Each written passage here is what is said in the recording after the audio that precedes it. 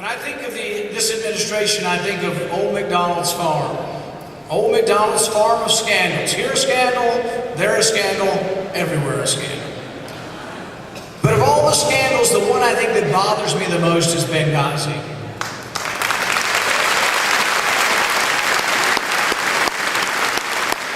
There's been a lot of discussion of the talking points. The Democrats say, well, that's political. Well, I'll tell you what's not political. If you are going to consider somebody to be your commander-in-chief, you have to have somebody who will secure the troops, protect the embassies, and who will send reinforcements.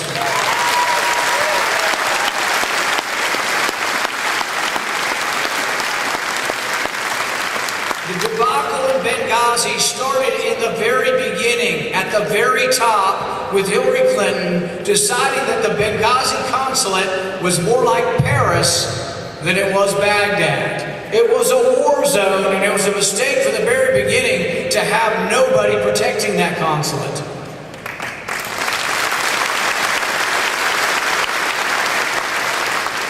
Six months in advance of the attack on the consulate, there was a request made of Hillary Clinton for a plane to fly the plane around in case of emergency.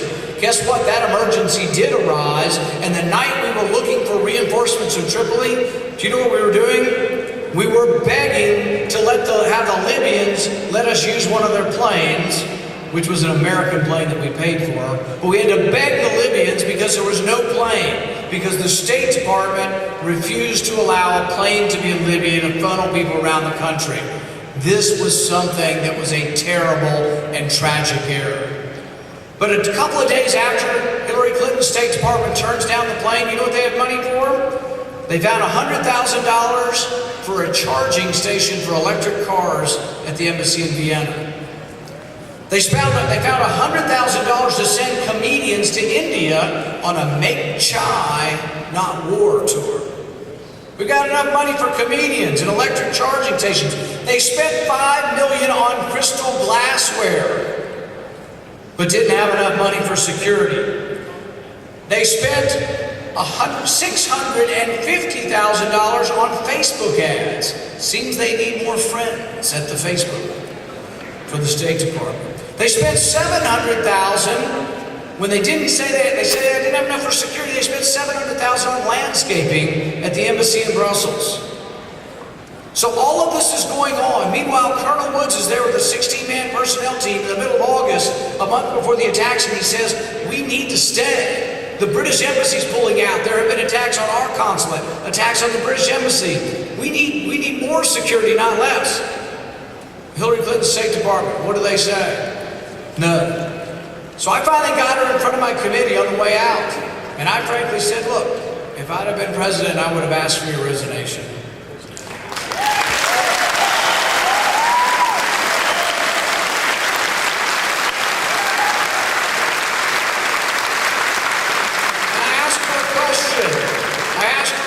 I said, did you read the cables from the ambassador? She never read them. It's a dereliction of duty. It's something that should preclude Hillary Clinton from ever being considered as commander-in-chief.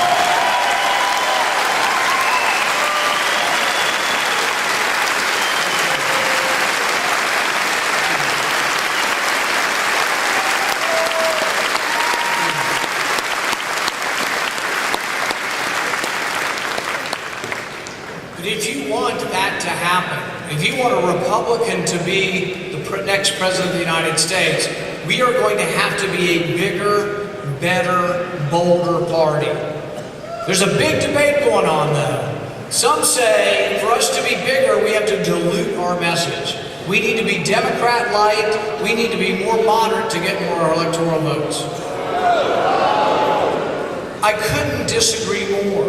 In fact, I think the core of our message, we could be even more bold, more honest, more forthright.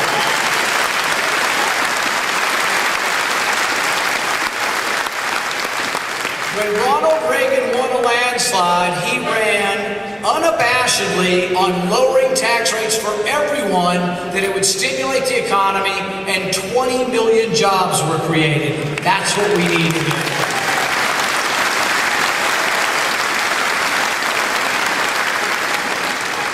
isn't about being tepid. In Washington, you've got people in Washington saying, oh, I'm for revenue neutral tax reform. Frankly, if that's what we're for, I'll go back to being a doctor, I'll go back to Kentucky, I'll continue to yell at the TV. But that's not why I ran for office. To say, oh, Mr. Smith will pay a little more and Mrs. Jones will pay a little less, but the overall tax burden will be the same. Let's be unabashedly for returning more money to Iowa, leaving it here to create jobs.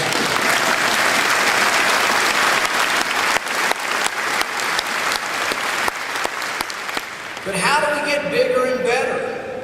I think we don't give up our core message, but part of our message has to reach out to people where they are. So I've spent a lot of time in the last year going to historically black colleges, going to predominantly Hispanic audiences, going to Berkeley, going to places Republicans haven't gone before. But I'm not going there and changing my message. I'm going there with the same message.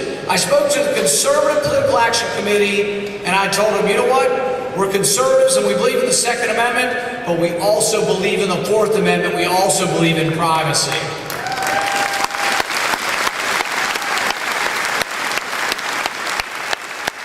I took that exact message to Berkeley and I was received in both places. Young people will vote for us. But it isn't that you don't meet young people say, oh, I'm not voting for Republican because they're for the balanced budget amendment. You don't meet African Americans say, I'm against the balanced budget amendment. I'm not voting for Republicans. It's just not where they are, particularly young people. They don't have any money, they don't have a job, they don't care about regulations and taxes. But every one of them has a cell phone, and they think, frankly, it's none of the government's business what they do on their cell phone.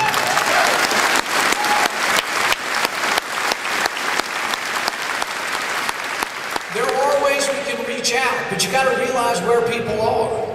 I'll bring up something that may not bring everybody together, just so you can think about it. If you think about the war on drugs, I think drugs are a scourge. I think we've maybe gone too far, that marijuana itself is a problem. And yet, I also think it's a problem to lock people up for 10 and 15 and 20 years for youthful mistakes. If you look at the war on drugs, 3 out of 4 people in prison are black or brown. White kids are doing it too. In fact, if you look at all the surveys, white kids do it just as much as black and brown kids. But the prisons are full of black and brown kids because they don't get a good attorney. They live in poverty. It's easier to arrest them than to go to the suburbs.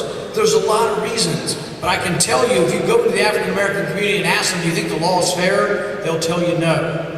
If we're the party of family values, in 1980, there were 200,000 kids with a dad in prison. There's now 2 million. I'm not for saying no laws, but I am saying that, look, most of us are Christians or Jews or the Judeo-Christian faith, and it's like, we believe in redemption. We believe in a second chance. Should a 19-year-old kid get a second chance? I think yes. Let's be the party that has compassion, that doesn't say the behavior's right, but says, you know what? When you're done with your time, that you get to get the right to vote back. Let's be the party that is for extending the right to vote back to people who have paid their time, who have reformed their ways.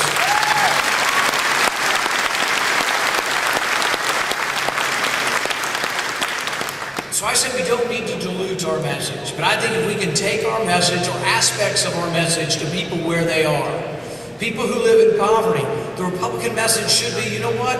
We'll come to your town. We'll come to Detroit. And we're not going to bring money from Iowa. We're not going to bring money from Kentucky.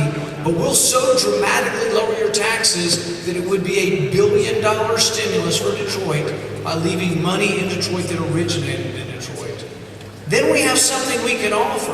But if you're for revenue neutral tax reform, you're not bringing anything to Detroit. You have to believe that we can have less taxes and smaller government and that will help create jobs. You got to believe in really what we once believed in. I think if we do that, we'll be the big party again. We'll be the dominant party again. You guys have a strong force here, but frankly, the president won Iowa twice.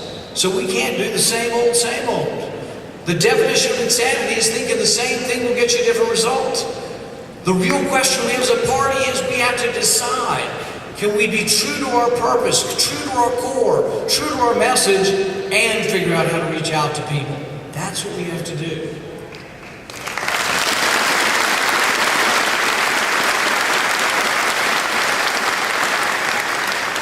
There was a painter by the name of Robert Henry about 100 years ago, and he said to young painters, he said, paint like a man coming over the hill singing.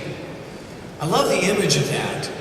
I think if we could be the party that proclaims our message with the passion of Patrick Henry, but also proclaims our message, our core message that we truly believe, boldly proclaims that message like a man coming over the hill singing, then I think we'll be the dominant party again. I want to be part of that, and I hope you'll help me. Thank you very much.